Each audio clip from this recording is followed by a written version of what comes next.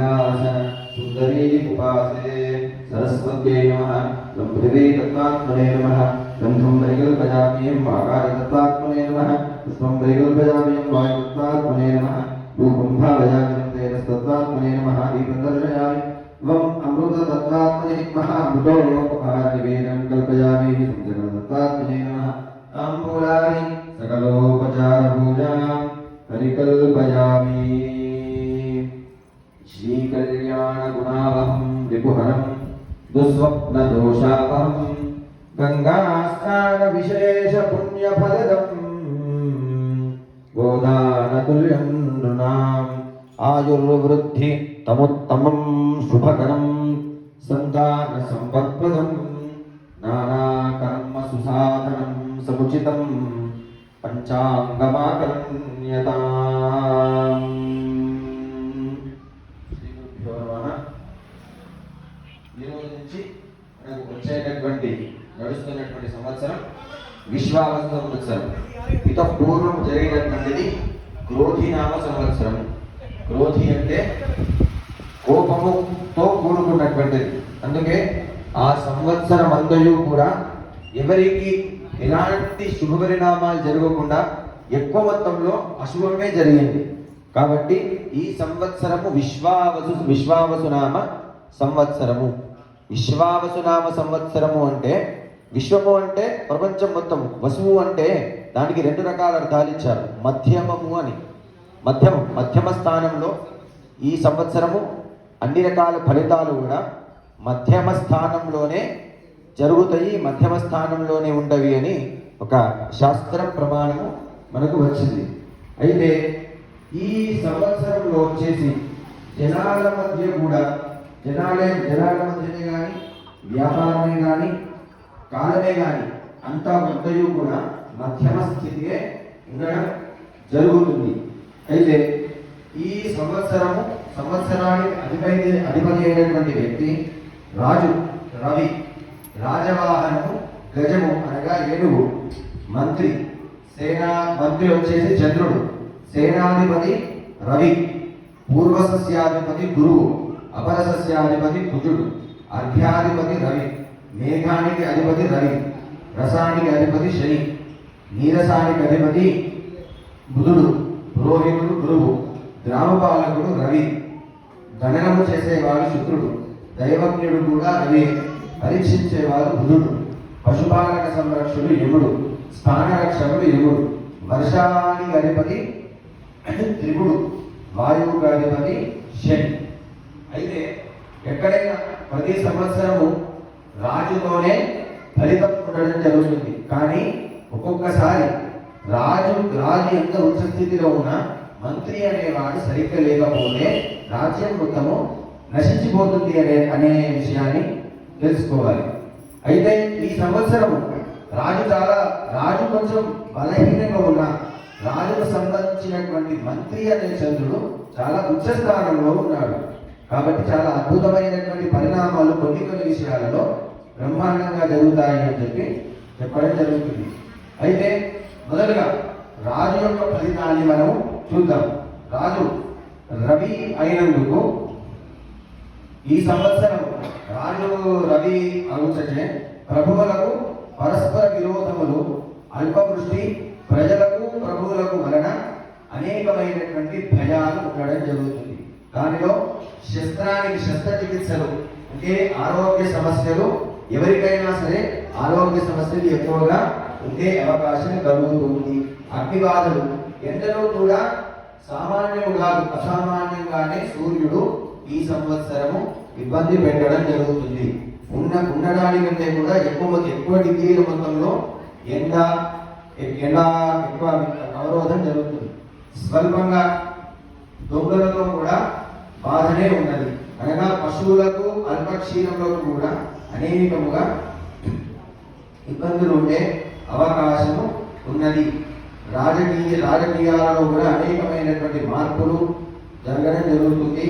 వ్యవసాయం చేసుకునే వాళ్ళకు గోధుమలు, ధాన్యము వీటికి సంబంధించినటువంటివి అనేకముగా చాలా బ్రహ్మాండంగా వాళ్ళకి జరుగుతాయి అని చెప్పడం జరుగుతుంది.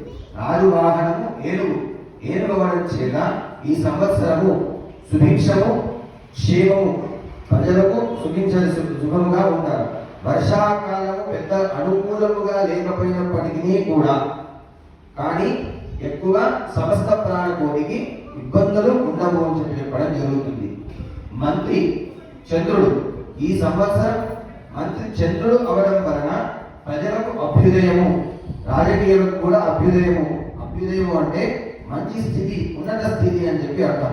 రాజులకు అభివృద్ధి ఉండవచ్చు, సువృష్టి ఉండవచ్చు, పంటలు బాగా పండవచ్చు, ఆహార ధాన్యముల కొరత తీరవచ్చు, పశువులకు తర్వాత ఇంధనము సంబంధించినటువంటి వాటికి ధరలు కొద్దిగా తగ్గవచ్చు అని చెప్పడం జరుగుతుంది.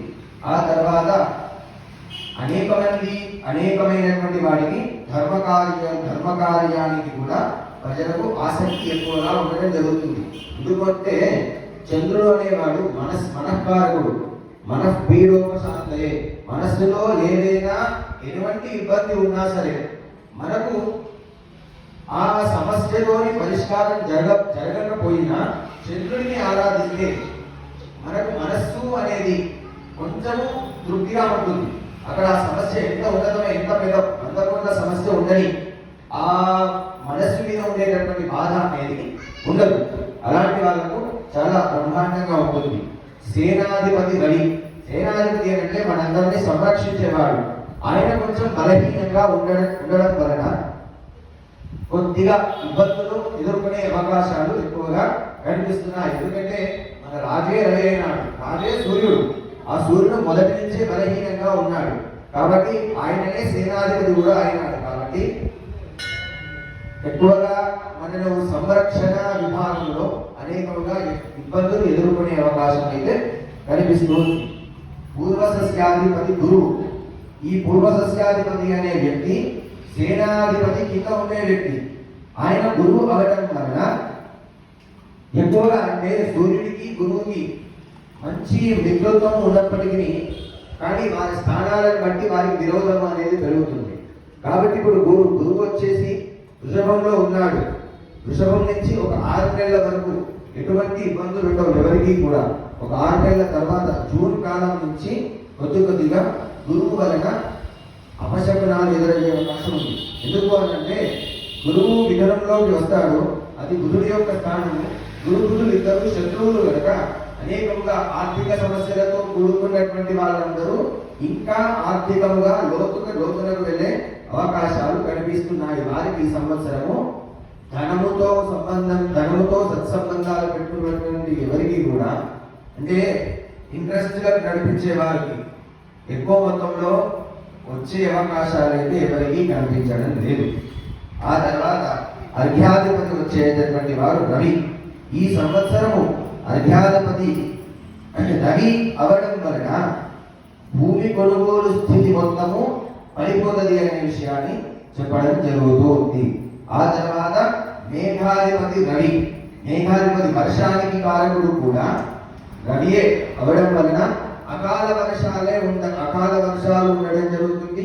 ఆ అకాల వర్షాలలో కూడా ఏమేమైతే ధాన్యాన్ని మనం పెడతామో దాంట్లో 20% మాత్రమే చేతికి వచ్చే అవకాశము కలుగుతుంది. కానీ ఇదంతా మనకు జూన్ జూలై వరకే నడుస్తుంది. జూన్ జూలై తర్వాత కొంచెం గ్రహచార స్థితి మారుతుంది కాబట్టి అప్పటికి మెరుగుపడుతుంది. కానీ ఈ సంవత్సరము అకాల వర్షాలు ఎక్కువగానే ఉన్నాయి, ఎండ తీవ్రత ఎక్కువగానే ఉంది. ఆ తర్వాత నీరసాధిపతి అయినటువంటి శని నీచంలో ఉండడం వలన శని కూడా ఎక్కువగా ఉండే స్థితి కలుగుతూ ఉంది.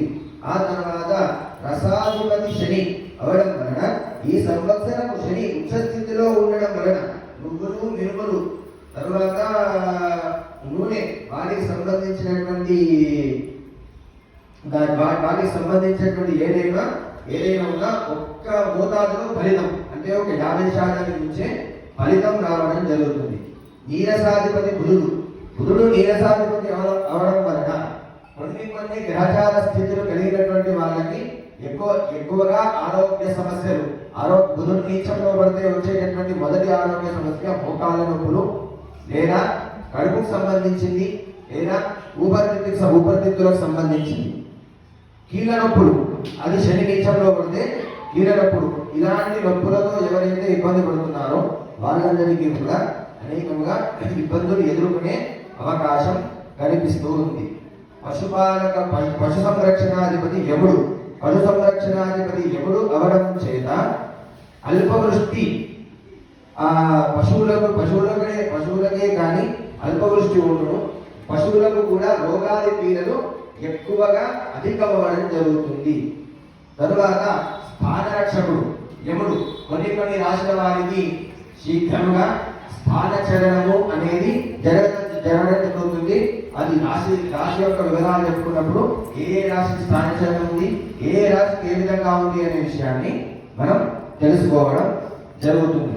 అయితే ఈ సంవత్సరము మనకు గ్రహణాలు ఒకటే సంపూర్ణ చంద్రగ్రహణం ఉంది.